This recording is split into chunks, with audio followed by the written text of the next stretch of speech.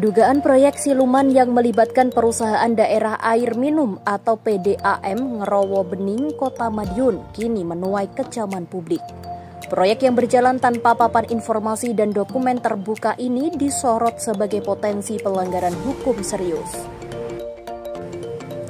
Setelah desakan dari Gerakan Rakyat Tangkap Koruptor atau GRTAK agar aparat penegak hukum segera turun tangan, kini suara keras datang dari kalangan akademisi dan pengamat kebijakan publik.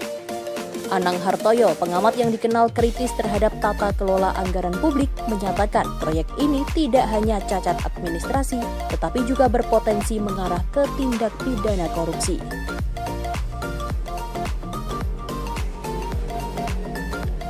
Anang menilai proyek yang tidak mengikuti asas transparansi berisiko tinggi disalahgunakan.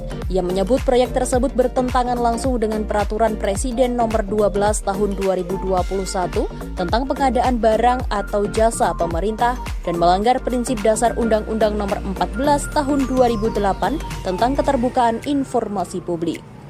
Lebih lanjut, ia menegaskan bahwa jika dalam prosesnya ditemukan unsur kerugian keuangan negara atau daerah, maka proyek ini berpotensi dijerat dengan Undang-Undang Tindak Pidana Korupsi atau Undang-Undang Tipikor.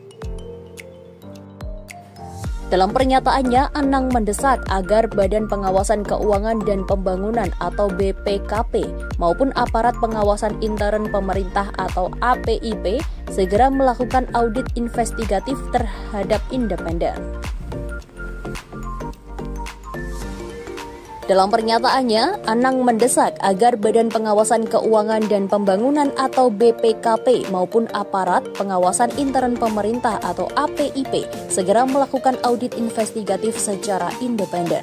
Ia juga meminta DPRD Kota Madiun untuk tidak tinggal diam dan menjalankan fungsi pengawasan secara aktif. Desakan ini menunjukkan bahwa praktik pengelolaan proyek secara tertutup di institusi publik tidak lagi mendapat toleransi. Warga Kota Madiun pun kini menunggu sikap tegas dari para penegak hukum, apakah akan berpihak pada transparansi atau membiarkan proyek ini berlalu begitu saja di balik kabut ketertutupan. Redaksi srtv.co.id akan terus menginvestigasi proyek ini. Dari Madiun, Jawa Timur, Rio Hermawan, SRTV melaporkan.